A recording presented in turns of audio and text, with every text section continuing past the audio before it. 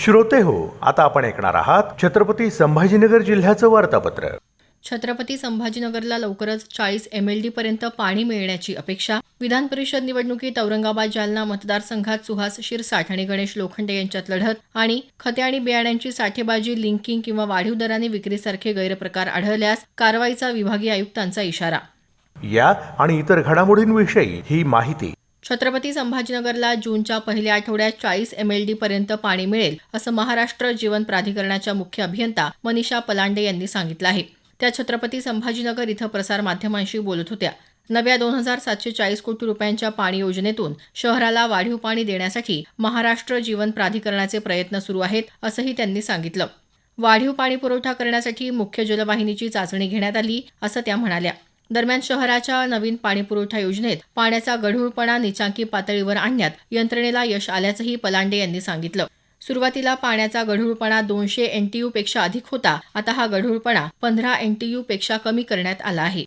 छत्रपती संभाजीनगर शहराला 12 जूनपर्यंत वाढीव पाणीपुरवठा करण्याच्या अनुषंगानं विभागीय आयुक्त जी श्रीकांत यांनी नक्षत्रवाडी इथल्या जलशुद्धीकरण केंद्राची पाहणी केली. शहराला नियोजित वेळेत पाणीपुरवठा सुरू होण्यासाठी उर्वरित आवश्यक कामं जलद गतीनं पूर्ण करण्याचे निर्देश त्यांनी यावेळी दिले. विधान परिषदेच्या निवडणुकीत औरंगाबाद जालना मतदारसंघातून महायुतीकडून भाजपचे सुहास शिरसाठ आणि महाविकास आघाडीकडून शिवसेना उद्धव बाळासाहेब ठाकरे पक्षाचे गणेश लोखंडे यांच्यात थेट लढत होणार आहे. या दोघांसह इसाक सांडू खान हे तिसरे अपक्ष उमेदवारही निवडणुकीच्या रिंगणात आहेत. अर्ज मागे घेण्याच्या अखेरच्या दिवशी आमदार अब्दुल सत्तार यांचे चिरंजीव अब्दुल समीर यांनी माघार घेतली. महाविकास आघाडीच्या देवयानी डोणगावकर यांच्यासह आणखी एका अपक्ष उमेदवारानं आपला अर्ज मागे घेतला.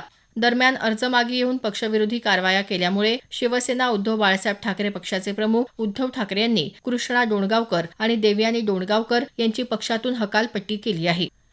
छत्रपती संभाजीनगर महापालिकेचा वीज खर्च कमी करण्यासाठी आता बहुतांश कार्यालयं आणि मोठे प्रकल्प सौर ऊर्जेवर आणले जाणार आहेत. राज्याचे पारंपरिक ऊर्जामंत्री अतुल सावे यांच्या सूचनेनुसार मनपा प्रशासनानं किमान 30 मेगावॅट क्षमतेचा सौर ऊर्जा प्रकल्प उभारण्यासाठी प्रस्ताव तयार करण्याचं काम सुरू केलं आहे. मनपा आयुक्त अमोल येडगे यांनी ही माहिती दिली. मुख्य कार्यालयापासून ते थेट कचरा प्रक्रिया आणि पाणीपुरवठा प्रकल्पांचा यात समावेश असेल. खते आणि बियाण्यांची साठेबाजी, लिंकिंग किंवा वाढीव दरानं विक्रीसारखे गैरप्रकार आढळल्यास कडक कारवाईचा इशारा छत्रपती संभाजीनगरचे विभागीय आयुक्त जी श्रीकांत यांनी दिला आहे. अल निनोच्या पार्श्वभूमीवर घेतलेल्या बैठकीत ते बोलत होते. यंदा खरीप हंगामादरम्यान प्रतिकूल परिणामांची शक्यता वर्तवण्यात येत आहे. या पार्श्वभूमीवर शेतकऱ्यांनी योग्य उपाययोजना कराव्यात असं आयुक्तांनी सूचित केलं. संभाव्य आव्हानांना तोंड देण्यासाठी कृषी विभाग सज्ज असून शेतकऱ्यांनीही योग्य नियोजनाचा अवलंब करावा असं आवाहन विभागीय कृषी सहसंचालक सुनील वानखेडे यांनी केलं आहे. मराठवाडा साहित्य परिषदेचे 2026 चे ग्रंथ पुरस्कार जाहीर झाले.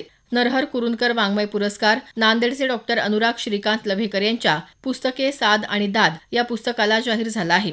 तर प्राचार्य मभी चिटणीस वाङ्मय पुरस्कार छत्रपती संभाजीनगर इथले डॉक्टर शिव कदम यांच्या चित्रपटाचे शास्त्र संहिता ते समीक्षा या ग्रंथाला जाहीर झाला. रोख रकमेच्या स्वरूपातले हे पुरस्कार येत्या 21 जून रोजी प्रदान केले जाणार आहेत. छत्रपती संभाजीनगर पोलिसांनी गोवंश तस्करी करणाऱ्या टोळीवर मोका अंतर्गत कारवाई केली.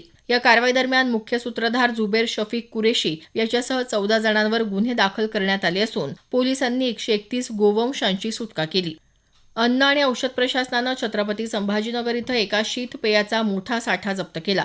ग्राहकांची दिशाभूल करणाऱ्या नावानं हे पेय विक्रीसाठी आणलं जाणार होतं. या कारवाईत करोडी परिसरातल्या एका खासगी गोदामातून प्रत्येकी 400 मिलीलिटरच्या 36,468 बाटल्या जप्त करण्यात आल्या. बाजारभावानुसार या पेयाची किंमत सुमारे 20,78,000 रुपये इतकी आहे. स्वातंत्र्यवीर विनायक दामोदर सावरकर यांच्या जयंतीनिमित्त छत्रपती संभाजीनगर इथल्या सावरकर यांच्या पुतळ्याला विविध पक्ष संघटनांच्या वतीनं अभिवादन करण्यात आलं. प्रसिद्ध गायक प्रमोद सरकटे निर्मित स्वरराज वंदे मातरम हा सांगीतिक अभिवादनपर कार्यक्रमही पार पडला. माजी पंतप्रधान दिवंगत राजीव गांधी यांच्या पुण्यतिथीनिमित्त जिल्ह्यात त्यांना अभिवादन करण्यात आलं. छत्रपती संभाजीनगर महानगरपालिका मुख्यालयात दहशतवाद विरोधी शपथ घेण्यात आली. महापौर समीर राजूरकर, आयुक्त अमोल येडगे यांच्यासह अनेक अधिकारी तसंच पदाधिकाऱ्यांनी ही शपथ घेत दहशतवादमुक्त आणि शांततामय समाज निर्मितीचा संकल्प केला.